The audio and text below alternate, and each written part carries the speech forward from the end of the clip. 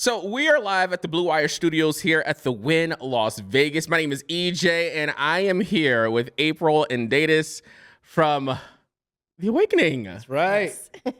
How you guys doing? Good. How are you? So good. How are you? I am so great. Last night, there were a crowd of people coming out of that show. Yeah? And they all had these smiles on their faces. And I was like, man, that looks like such a good time. So do me a favor. Give me the rundown. Tell me everything about The Awakening.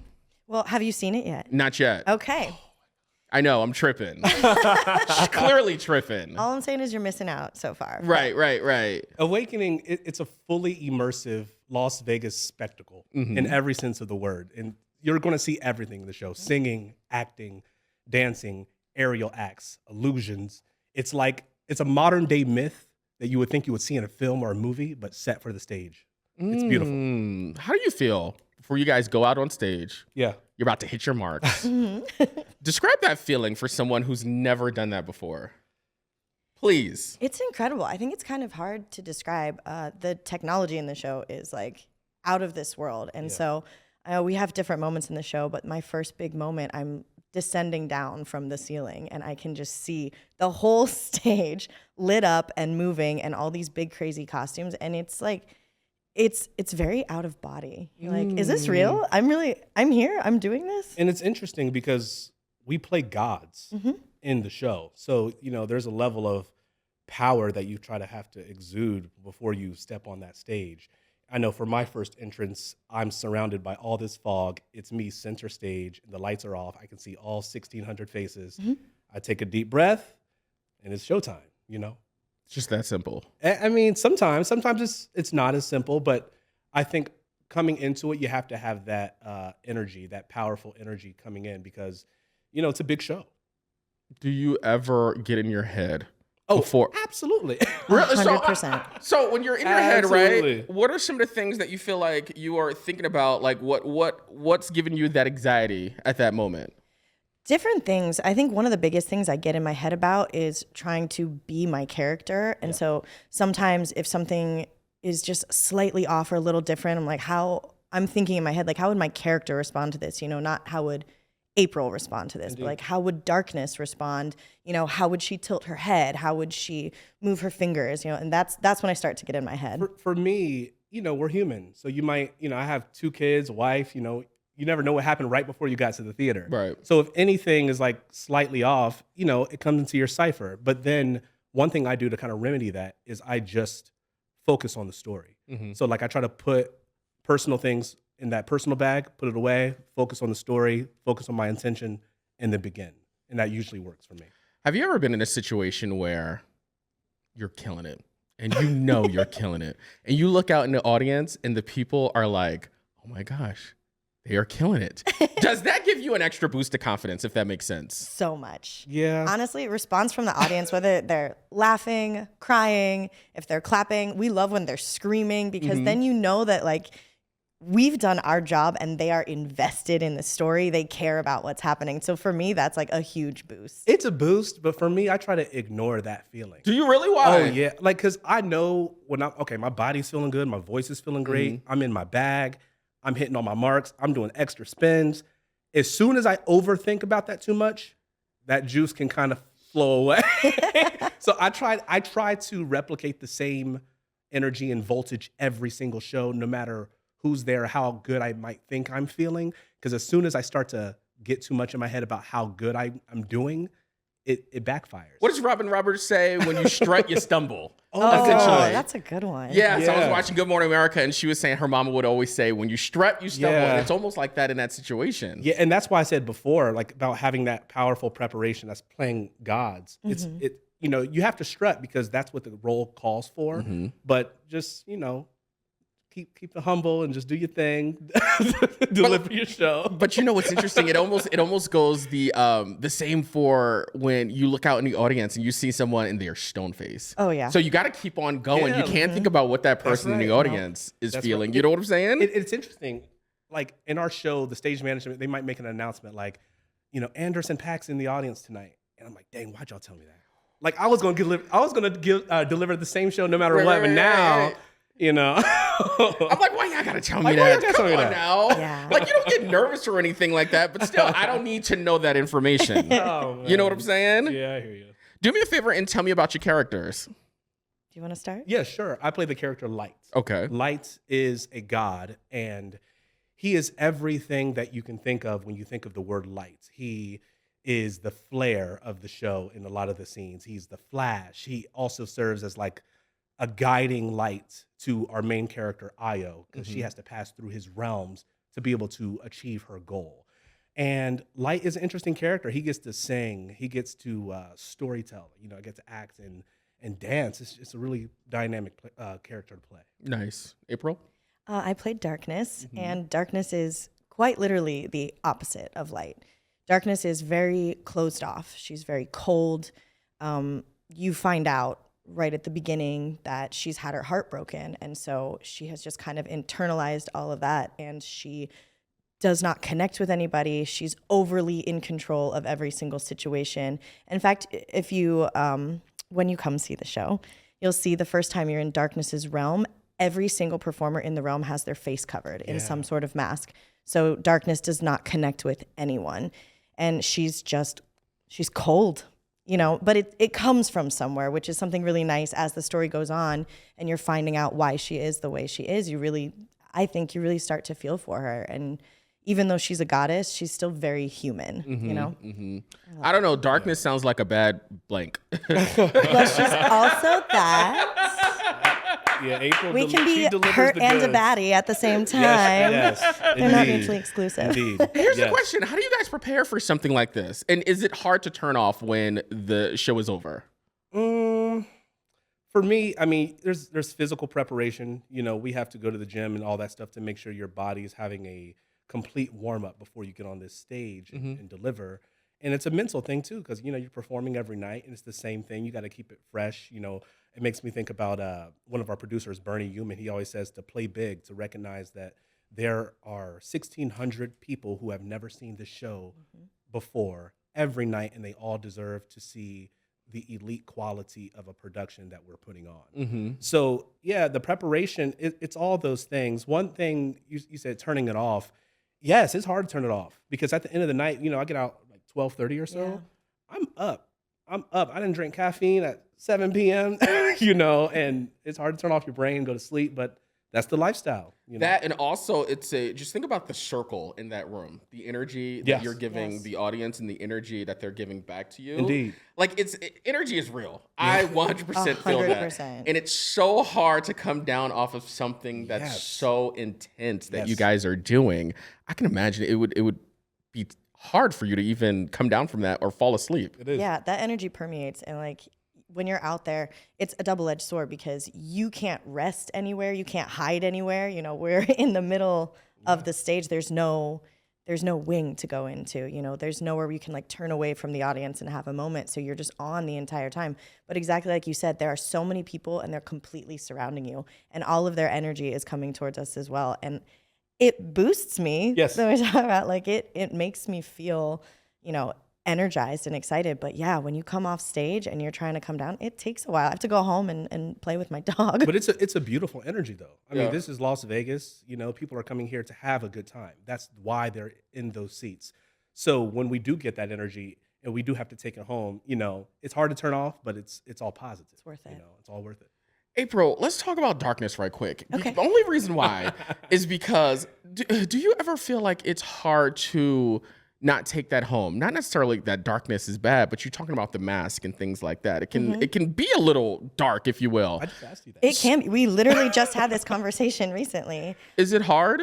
It is. I think part of it comes from like, part of the reason I can connect with that character is because, you know, I've had that pain and that heartbreak in my past. So it's easy to tap into that and bring it out on stage, especially when the audience is there with me, you know, and it feels like they are understanding the story. But it is hard. I find myself like spending a lot of time alone when I'm not at work because Yeah. I'm very disconnected, you know, and there are moments where it can be painful, but then that pain feeds the character and it all kind of becomes a little cyclical. So sometimes I have to go out of my way to like hang out with my friends, hang out, go see my sister. Luckily, she lives here. She has 2 kids. So like go spend time with my niece and nephew and pull myself out of that, because it can definitely make me want to be closed off. Yeah. That's interesting. You have to like put the effort in to actually go the extra mile. Yeah. Just to get out of that space. Sometimes I do. I mean, I'm very lucky. I live with roommates who are my absolute best friends, and they're like my family. So sometimes I just get pulled out of it as soon as I get home, because there's people and there's dogs and there's a cat, and I'm like, oh, that's right. I do enjoy being around other people. Right. People are good. I like this. That's helpful. Let's talk about the costumes and the lights and the set design and things like that when it comes to Awakening. This show is special. We have a glass stage, and the show is completely in the round. I mean, it's 360 degrees, and it's LED screens all over the stage. And another thing that I think is a big highlight that we should talk about more is the illusions in the show. Yes. Because when you see our show, it's amazing to see the audience be completely baffled, because like she said earlier, there's no masking. Right. It's not in a proscenium. There's no VOMs to hide. So when you see an illusion happen, you're like, whoa. How did that happen? Like, I'm looking right there, and this thing just happened. I have no idea how to, quantify that. And I think that that's what's beautiful about our stage. Yeah, Are you still blown away from it? Yes. Yes. Yes. Very You get much so. reminders, like you get used to it, but then you're like, I'm looking at the screens like, what the heck? Like, look what we're doing. Mm-hmm. Look at this. Like, look what's going on here. It's baffling. The illusions are incredible, and they're written into the story so well. I've done a lot of magic in my career. Yeah. And You have? I've done a lot of magic in my career. Shut up. Yes, I've been a professional box jumper for a lot of my life, and I've had so much fun doing it, but it's always been in a magic show. And like, that's what you're going to see. That's what you expect. That's what you see. And this show, it's just so cool how we have these honestly mind-blowing illusions, probably the best illusions I've ever done or been a part of. And they're part of the story. They're not and now watch this trick, it ties in, it makes sense. And I think that's something that really sets our show apart. I tell you what, it definitely adds an extra element, because I don't care how old you are. You can be 99 years old, but if you perform magic for someone, Boom. it automatically turns that person's frown upside. There is something about magic, right? That does that for people. Yes. It does. Yeah. And there's 2 schools of thought. There are people that just want to be amazed. They just want to feel like it is real magic. And then there are the people that want to know how it's done. They really want to figure it out. I am very analytical. You're that 1 + 1 always has to equal 2. And magic for me, I absolutely enjoy magic. Yeah? But I'm like, this has to make sense. How did she make this go away? Wait till you see this show. You know what I'm saying? You're going to have your world rocked. 'cause Please this is take a gonna be rabbit hard out of my one. hat right now.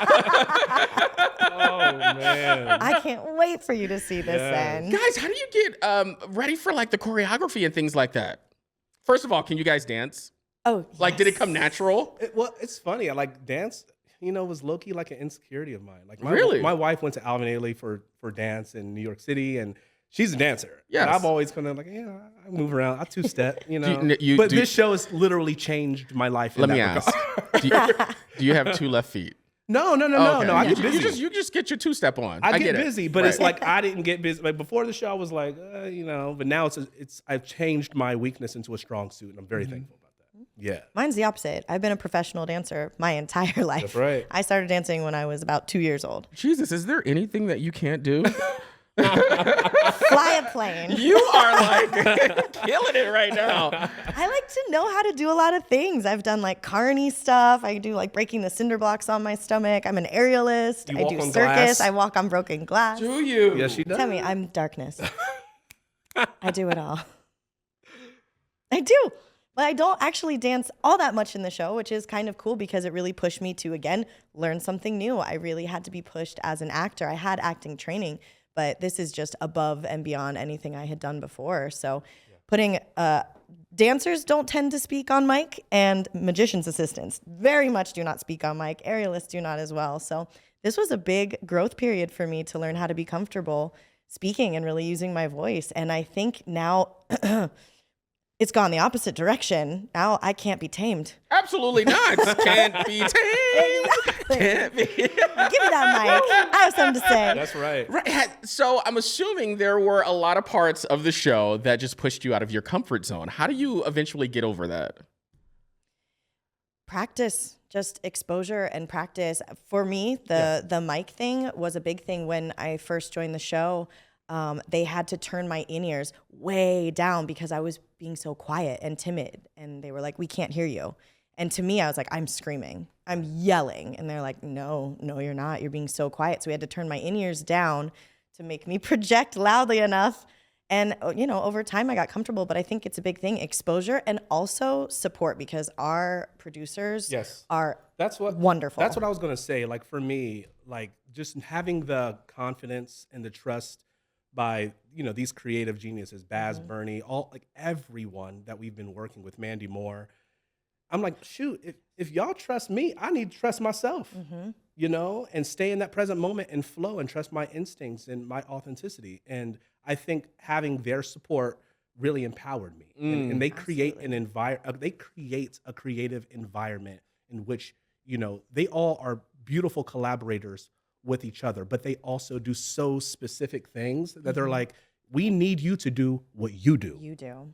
And I think that having that confidence allows me to be able to shine and to not diminish my light, pun intended, by any means. Honestly, they all are like that. Baz All of and them. Mandy, they're very good at being like, here's the story I want you to tell, and then encouraging you to be who you are and bring your talents to the table to tell that story. And that takes really gifted people to be able to pull that out of you instead of putting it on you, if that makes sense. Yes, I think the number one thing is that you literally have to just start believing in yourself that I know how to do this. That's right. You know what I'm saying? That's right. All right, so we're down to the wire. Can I get a 3-shot, please? We are going to let people know why they need to come to Vegas. If they're watching from LA, watching from anywhere part of the world, why they need to come to Vegas and see the show. There's a lot of reasons. I'm going to say that if you enjoy dance, music, crazy technology, incredible magic, if you enjoy a good storyline, if you enjoy mythology, and if you just enjoy looking at beautiful people and listening to really dope music, you're going to find something in this show that you are just in love with. She said it. That's it. And where can people buy tickets? You can buy tickets at awakening.com or the box office here at Wynn Las Vegas. Awakening.com. Can I just say that it was a pleasure? I had so much. You guys have really good energy, and I am so glad that you guys stopped by, and we had a great conversation. Thank you so much for that. Thanks for inviting us. We had fun. You can also follow us on our socials at awakening.com. We're on Instagram as well as TikTok. Yeah. Do you guys want to give out your socials too? Yeah, absolutely. Do it. Absolutely. You can follow me at Datus Purrier. I am at aerialist_April. It was a pleasure. Thank you guys Thank you so much. This was fun. Yes, it was. Of course. Thank you.